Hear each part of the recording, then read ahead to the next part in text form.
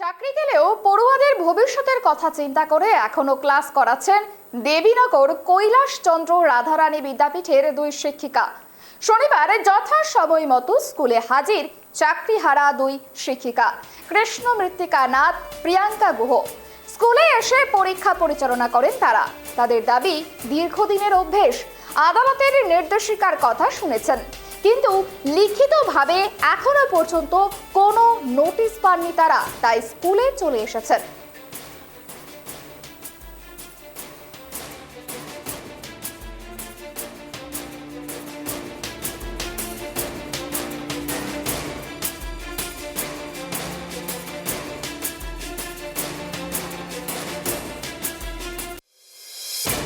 স্কুলে আসার প্রথম কারণ হচ্ছে এটাই যে আমরা অ্যাকচুয়ালি রিকমেন্ডেশন লেটার পেয়েছিলাম West Bengal School Service Commission, আর অ্যাপয়েন্টমেন্ট লেটার পেয়েছিলাম মধ্যশিক্ষা পর্ষদ। তো সেই জন্য আমাদের তো লিখিত কোনো নোটিশ দেওয়া হয়নি বা কোনো নোটিফিকেশন আসেনি শিক্ষা দপ্তর বা ডিআই অফিস থেকে। তো যতক্ষণ আমরা লিখিত কোনো নোটিশ বা নোটিফিকেশন না পাচ্ছি, আমরা স্কুলে আসবো।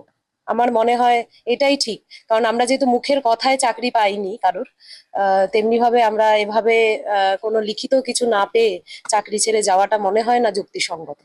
তো সেই কারণেই আমরা স্কুলে এসেছি আজকে। বুঝতে পারলাম। আজকে স্কুলে আসলেন, আজকে স্কুলে এসে কি করলেন, মানে আপনাদের কর্ম পদ্ধতি কি? আমাদের আজকে স্কুলে পরীক্ষা চলছে, সামেটিভ এক্সাম স্টার্ট হয়েছে, ফার্স্ট সামেটিভ এক্সাম। তো সেখানে ডিউটিতে আর কি আমরা যোগ দেবো আর কি। আপনারা সবাই জানেন যে সুপ্রিম কোর্ট থেকে রায় দিয়েছে যে আমাদের প্যানেল ক্যান্সেলড হয়েছে। তো সেটা হওয়া সত্ত্বেও আমাদের তো রেকমেন্ডেশন আফটার অল এসএসসি থেকে এসেছে, আমাদের অ্যাপয়েন্টমেন্ট লেটারও একটা ভ্যালিড অ্যাপয়েন্টমেন্ট লেটার আছে আমাদের।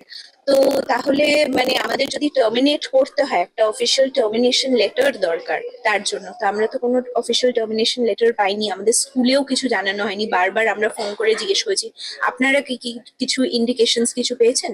তো স্কুল থেকেও কিছু বললো যে তারাও কিছু পায়নি। আর তার উপর আফটার অল আমরা টিচার্স, এত বছর স্কুলের প্রতি আমাদের একটা রেসপন্সিবিলিটি আছে।